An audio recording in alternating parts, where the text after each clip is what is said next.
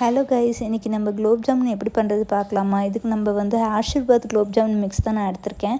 இது நான் ஒரு ஸ்பெஷலான பர்சனுக்காக இதை செய்கிறேன். அது யாருன்னு வீடியோட எண்டில் சொல்கிறேன்.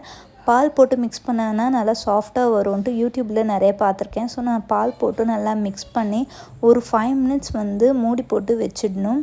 அதுக்கப்புறமா நம்ம ஜீரா ரெடி பண்ணிக்கலாம். நான் வீடியோ எடுக்க மறந்துட்டேன். 2 டம்ளர் சர்க்கரைக்கு நான் 4 டம்ளர் வாட்டர் ஆட் பண்ணேன். நல்லா கலரி விட்டு அதுக்கப்புறமா நான் எந்த ஒரு கலருமே ஆட் பண்ணலை.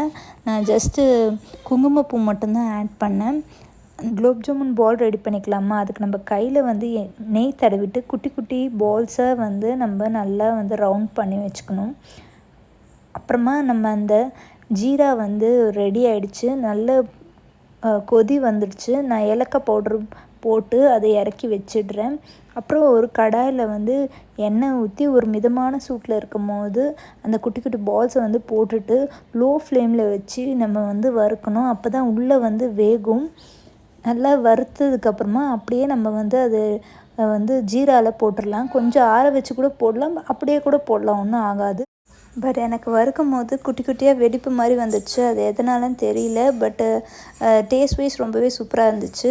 நான் அதை ஒரு பவுலில் ட்ரான்ஸ்ஃபர் பண்ணிக்கிறேன். அது மேலே ஜீரா ஊற்றி கார்னிஷிங்க்கு பிஸ்தா ஆட் பண்ணுறேன்.